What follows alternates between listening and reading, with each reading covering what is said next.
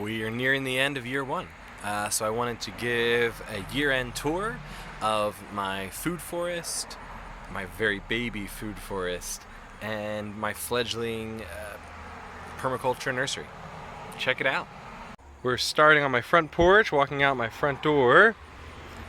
This is a part of the nursery. These are elderberry that I started from 6 to 8 inch cuttings. I just shoved in the ground, I don't know, April?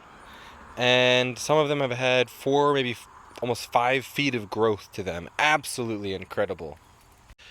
Behind those is this beautiful mini field of Jerusalem artichokes, a wonderful native sunflower with an edible tuber.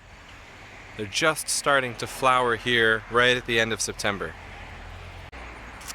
This is the main food forest area, so I expect within 4 or 5 years this whole place to just look like a mini forest filled with edible plants. I have some raised air prune boxes up here growing out mostly chestnut trees. They're kind of on their way out for the end of the season here. And this I'll eventually move over to the side front yard mini food forest. This is a white Nanking cherry and some thyme as a ground cover around it. I'm expecting these white cherries will be largely ignored by the birds just because they're waiting for something more colorful, waiting for the cherries to ripen. Here we have a baby honeyberry. Little Mr. Daniel Tiger came out to join us here. I bought a ton of honeyberries from Hartman's plant company. They sold them in large flats of 36, I think, in little seed trays. So I have them scattered all throughout the property, maybe 4 or 5 varieties now. Some of them have done really great, some of them haven't done that well. I don't think it's Hartman's fault at all. My strategy generally tends to be plant it in the ground and see what survives. And so ones in areas that get too much sun or not enough water haven't done that well, as to be expected. And that's okay. I got a lot that survived. This is just maybe 2 or 3 watermelon plants that have really taken over the ground cover this year. Obviously, they're not part of the perennial forest environment, but I didn't have a ground cover this year, so I thought I would plant some watermelon plants and let them really take over. Here's a gummy berry, one of my favorite new berries. Just tried it for the first time this year and I was just astounded by the taste. It's like eating gummy bears. Next to the porch are some flowers. The old owners left some mums. And I have some salvia here, and this is a yellow yarrow plant that Sebastian helped pick out, and he's been watering it and taking care of it. How's your yellow yarrow looking? Good. Yeah, it's looking pretty good, huh? I've got some comfrey here, as well as a black currant that I started from cutting. It's kind of hanging in there. I hope it overwinters okay. It's one of the main paths here. I have some figs and some honeyberries and juneberries lining this path. Let me see if I can dig past the watermelon and show you. This is a juneberry, a native plant that produces wonderful, almost blueberry-like berries in June, also known as serviceberry or Saskatoon berry. On this side of the path, I have a bunch of goji berries. They're starting to flower and even produce a few berries this year. They tasted nothing like the store-bought goji berries. I'm not sure if I need to let them ripen longer. They were just really, I don't know, maybe bitter or astringent. If anybody's grown goji berries before and wants to provide me with some ideas, should I let them sit on the branch longer than this? This little rock garden was left by the old owners. I'm going to let it stay here. There's some beautiful bulb flowers mixed in here. It's fun to see what pops up during the year. And along the front, I have planted a bunch of tea plants for making black and green and oolong tea. I don't know if it was the deer or rabbits or what that was really getting into them, so I kind of had to really fence them in.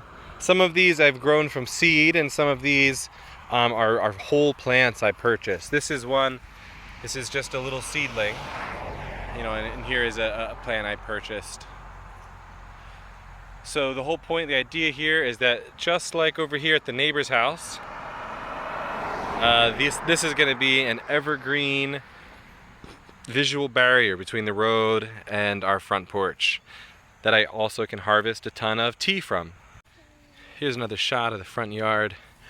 Over here I plan to have a full row of tea growing up, but at the very end here are a more native evergreen tea-like plant. This is Ilex vomitoria, or Yapone holly. These are more native to the southwest of the US, but you know, North American native, that produces caffeinated leaves that are really delicious, somewhat similar to tea, but delicious in their own right. There used to be a large maple tree here. This is what remains, as well as this. All of that wonderful biomass is going in as a mulch and will be broken down over years and fertilize, I mean, tons of other trees. So this one tree will be a parent tree to many, many, many other smaller trees that will not hang branches dangerously over our roof. What'd you find? Some walnuts, huh? The neighbors have been really gracious here. I promised them that I would, you know, replant this row of trees, some of which were dying, some of which got really knocked down when the maple came down.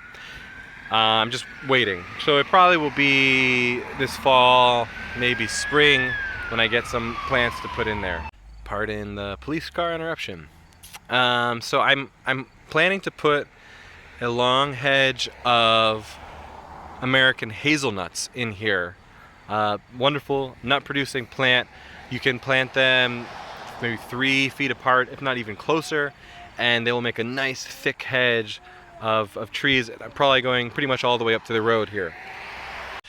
I'm also thinking about taking this, which was kind of marked out to be a flower bed, and coming in with some compost and some more mulch, suppress these grasses and weeds, and planting a native perennial wildflower meadow right here. So one of the goals that I was trying to meet with the food forest, obviously, is to grow a lot of food for my family, myself. I also wanted, like I said, a visual barrier between the house and the road. And another problem I've kind of noticed in the property is that this parking lot, this driveway, gets so hot, especially in July or so. I mean, the sun is just beating down on the car. And so I planted some apple trees along this whole hedgerow up here. There's about 4 that will be pretty tall, and I think hopefully cast some shade over the car, make a natural garage of some sort. Sebastian really wants to go inside. So let me just do a quick showing of the rest of the property. I've not done as much work on this yet. This is a path leading to what I've been kind of calling the side yard. This was a fenced-in veggie garden. The old owners had fenced it in. The deer just got in so easily. I won't even bother talking about it or going over there. It's frustrated me. So I'm going to end up putting an 8-foot tall fence pretty much around this whole side yard for a veggie garden, I think for a greenhouse, and then the raised beds will be back there for the plant nursery. Going around this path, I have some lavender. I have another apple tree. There's a fig tree up here along with some perennial flowers. And then I'm really excited around here, around this bend, I've planted on either side of the path, I've planted some red flame willow. So eventually it'll grow up and I'll bend it together and we'll make a little tunnel of beautiful red barked willow leading into this kind of Narnia of oasis on the side yard. Inside the creek, I have planted a bunch of plants that tend to handle getting their feet wet a little bit more. So there's some pawpaw and some elderberry. Up on the banks, I have some more honeyberry. And I also planted some arrowhead plants down here, which have an edible tuber, kind of like potato. They're called duck potato or Indian potato. And so hopefully this whole creek bed will be a perennial forest garden in its own right as well. And my project right now is slowly working on clearing brush on this side yard, trimming these back, getting rid of the trees that are poking through the hedgerow here. Also, I can get this whole place fenced in and keep the deer out next year. Quick inside editing note, there's a ton of plants I forgot to mention that are in the creek bed. So I have some red twig dogwood, I have some yastaberry and some gooseberry, some American cranberry, some American hazelnuts, some select variety of blackberry and raspberry. Nothing planted super thickly. I have some more Juneberry and more Honeyberry and more of the Nanking cherry is kind of scattered in there. Yeah, again, nothing planted super thickly, just a handful of each plant, trying to see what takes really well, what handles that environment well. Really looking for plants that will handle the creek bed environment well and also have thick, fibrous root systems that will start to hold in that soil, because that's an area that's really prone to erosion. Just some final inside thoughts here. The next stage, I think, what I'm really going to focus on in the spring is adding more diversity to the food forest. I probably have 30 varieties of edible plants that I planted. I would really love to have close to 100. So I would love to find one or two big nut trees to produce some hickories, maybe some pecans. I would love to throw in some more fruit trees like pears, peaches, things like that. I also want to focus more on natives. I have a lot of honeyberries in the property because they were really easy for me to get at a really affordable rate. But going into next year, I really want to buy more blueberries and get more blueberries on the property and other native fruits. I have some pawpaws on the property. I would love to get a lot more. So we're slowly working at building diversity. We're slowly working at building a wider range of natives. And we're slowly working at just seeing what takes in the property. So come follow along. Subscribe if you're interested in watching this journey unfold over the next decade.